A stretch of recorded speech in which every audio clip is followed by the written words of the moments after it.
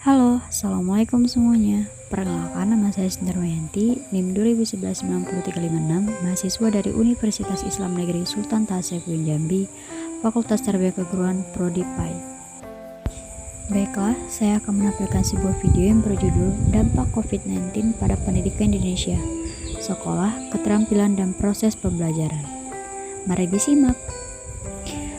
Pandemi COVID-19 merupakan musibah yang memelikan seluruh penduduk bumi. Seluruh segmen kehidupan manusia di bumi terganggu, tanpa kecuali pendidikan. Ada dua dampak bagi keberlangsungan pendidikan yang disebabkan oleh pandemi COVID-19. Pertama adalah dampak jangka pendek yang dirasakan oleh banyak keluarga di Indonesia, baik di kota maupun di desa. Di Indonesia, banyak keluarga yang kurang familiar melakukan sekolah di rumah. Bersekolah di rumah bagi keluarga Indonesia adalah kejutan besar, khususnya bagi produktivitas orang tua yang biasanya sibuk dengan pekerjaannya di luar rumah. Kedua adalah dampak jangka panjang. Banyak kelompok masyarakat Indonesia yang akan terpapar dampak jangka panjang dari COVID-19 ini. Dampak pendidikan dari sisi waktu jangka panjang adalah aspek keadilan dan peningkatan ketidaksetaraan antar kelompok masyarakat dan antar daerah di Indonesia. Dampak COVID-19 pada proses belajar di sekolah. Pertama, keterbatasan penguasaan teknologi informasi oleh guru dan siswa, sarana dan prasarana yang kurang memadai, akses internet yang terbatas, kurang siapnya penyediaan anggaran. Kerugian kebijakan belajar di rumah pada institusi pendidikan. Pertama, pembelajaran siswa. Kedua, gangguan dalam penilaian. Ketiga, pembatalan penilaian. Keempat, peluang kecil untuk mendapatkan pekerjaan setelah lulus pendidikan. Kelima, pembatalan penilaian publik untuk kualifikasi dalam seleksi pekerjaan. Dampak pada lulusan sekolah.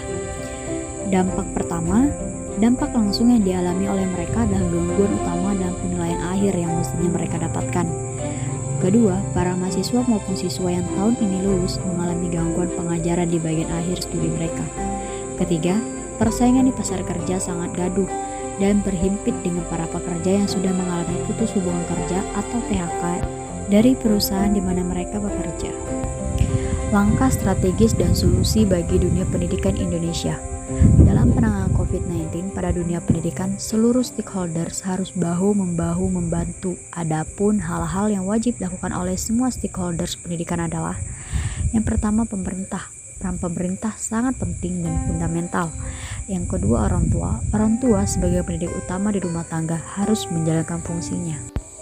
Guru, langkah pembelajaran daring harus seefektif mungkin. Guru bukan hanya memposisikan sebagai pentransfer ilmu, tetapi tetap saja mengutamakan ingarso, sung talada, ing media mangun karsa, tuturi handayani. Terakhir, sekolah. Sekolah sebagai lembaga penyelenggara pendidikan harus bersiaga memfasilitasi perubahan apapun menyangkut pendidikan siswanya. Kebijakan penting yang harus dilakukan oleh Menteri Pendidikan adalah dengan merecovery penilaian untuk pembelajaran, bukan menghilangkan, disebabkan pentingnya faktor penilaian bagi siswa, sehingga kebijakan yang lebih baik adalah menunda penilaian bukan melewatkan penilaian internal sekolah. Cukup sekian dari saya, mohon maaf apabila ada kesalahan pengucapan kata atau kalimat. Terima kasih sudah menonton dan jangan lupa like, komen, dan subscribe. See you!